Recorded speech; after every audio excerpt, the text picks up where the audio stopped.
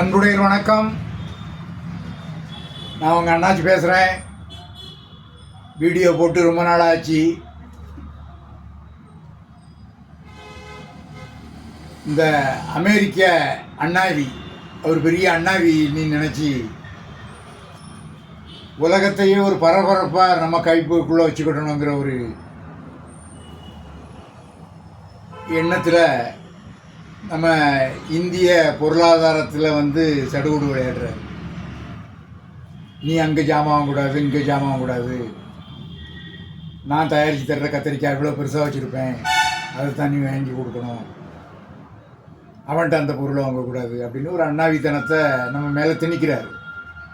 இன்றைக்கி உலகத்தில் இந்திய சந்தை பிரகாசமாக இருக்குது, அதுதான் உண்மை. இதைத்தான் நம்ம காலங்காலமாக சொல்லிக்கிட்டு இருக்கோம்.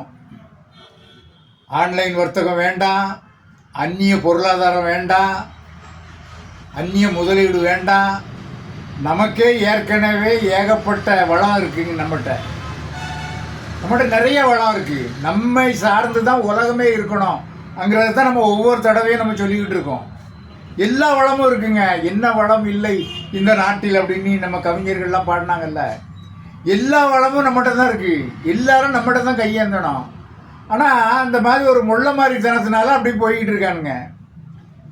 அந்த ட்ரம்புக்கு சரியான பதிலடி நமது பாரத பிரதமர் அவர்கள் கொடுத்துருக்காங்க. அமேசானில் ஜாமானை வாங்காத, எல்லாம் சுதேசி பொருளை வாங்கு. வந்துட்டாங்களா பாரத பிரதமர் சொல்ல ஆரம்பிச்சாச்சா? நாம் எவ்வளோ நாளாக சொல்லிக்கிட்டு இருந்தோம் சுதேசின்னா நம்மளை கிண்டல் பண்ணுறது. இப்போ எப்படி என்ன ஆச்சு? அதனால் ஒவ்வொருத்தரும் நம்ம சுதேசி தொழில் செய்யக்கூடியவங்க யாரும் கவலைப்படாதீங்க. ஏற்கனவே ஒருத்தன் மளிகை கடை வச்சு இந்த சுவிச்சானி வச்சுக்கிட்டு அவ்வளோ மளிகை கடையும் ஆட்டி படைச்சான். அப்புறம் வாடகை கொடுக்க முடியாமல் புறமுதிக்கிட்டு ஓடினான். அந்த நிலைமை தாங்க வரோம். ஏங்க எவ்வளோ நாளைக்குங்க கடன் பொருளாதாரத்தில் கடன் வாங்கியே வியாபாரம் பண்ண முடியும்? உதாரணத்துக்கு பாருங்கள், பெரிய பெரிய நிறுவனங்கள் இருக்குத, நகை கடை வச்சுருக்கு, ஜவுளி கடை, அந்த கடன் பெரிய பெரிய நிறுவனங்கள் இருக்குல்ல, எவ்வளவு நாள் கடன் வாங்கி நிர்வாகம் பண்ண முடியும்? என்ன கிடைச்சிரும், என்ன லாபம் கிடைச்சிரும்?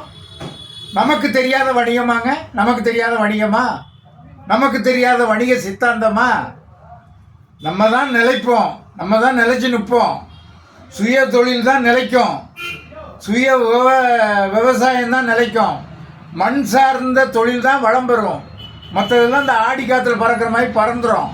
அதை மனசில் வச்சுக்கிடுங்க. இன்றைக்கி பிரதமர் அவர்கள் எடுத்த முடிவு ஒவ்வொரு இந்திய குடிமகனும் தலை நிமிர்ந்து வரவேற்கணும். ஒவ்வொரு சுய தொழில் செய்யக்கூடிய ஒவ்வொருவரும் மோடி அவர்களுக்கு புகழ் சொல்லிக்கிட்டே இருக்கணும். ஆமாம், எங்களது தன்மானத்தை காப்பாற்ற பாரத பிரதமர் அவர்களே, உங்களுக்கு நாங்கள் துணை இருப்போம், அதை நீங்கள் சொல்லணும்.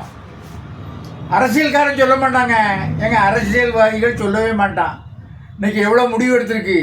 பாரதிய ஜனதா கட்சி ஏதாவது பண்ணியிருக்காங்களா? இல்லை தேசிய கட்சிகள் ஏதாவது பண்ணாது அறிக்கை விட்டுருக்காங்களா? விட மாட்டாங்க. அவங்களுக்கு அரசியல் கட்சிகளுக்கு ஒரு இடத்துல என்ன கிடைக்கும், இந்த இடத்துக்கு போனால் என்ன கிடைக்கும், இந்த இடத்துக்கு என்ன போனால் அந்த சித்தாந்தம் தான் அவங்களுக்கு. நமக்கு அப்படி இல்லை.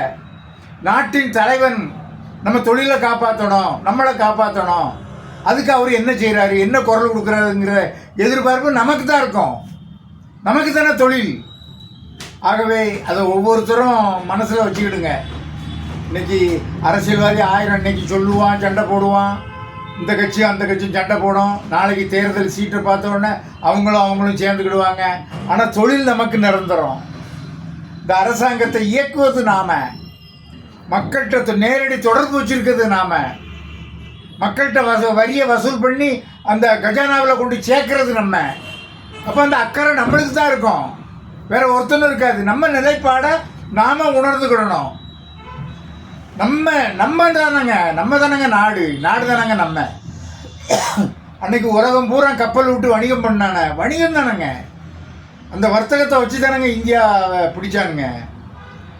அந்த வர்த்தகத்தை வச்சு தானங்க உலக நாடுகளெல்லாம் கைக்குள்ளே போட்டாங்க. இப்போ இன்றைக்கி அந்த வர்த்தகத்தை வச்சு தானங்க நம்ம பலியாகியிருக்கோம். அதை அடித்து உடைக்க வேண்டும் என்று சொன்னால் அது ட்ரம்ப் என்ன அண்ணாவி பெரிய புடலங்கா ட்ரம்ப்பு கோமாளித்தனம் பண்ணிக்கிட்டு இருக்கிறாப்புல. கோமாளித்தனம். உலக பொருளாதாரம்ன்ற அப்புறம் என்ன போடலங்கா. ஆகவே தன்னிலை உணர வேண்டும். இந்தியா தங்களுடைய உலக பொருளாதார சந்தையில் இருந்து, அந்த இணைப்பில் இருந்து அதை விலகி நமது இந்திய பொருளாதாரத்தை சுயம்புவாக கொண்டு வருவதற்கு முயற்சிக்க வேண்டும். அதற்கு தமிழ்நாடு தழுவிய அளவில் அல்ல, இந்திய அளவிலே அனைத்து சுதேசிகளும் ஒன்றாக கரங்கோர்க்க வேண்டும்.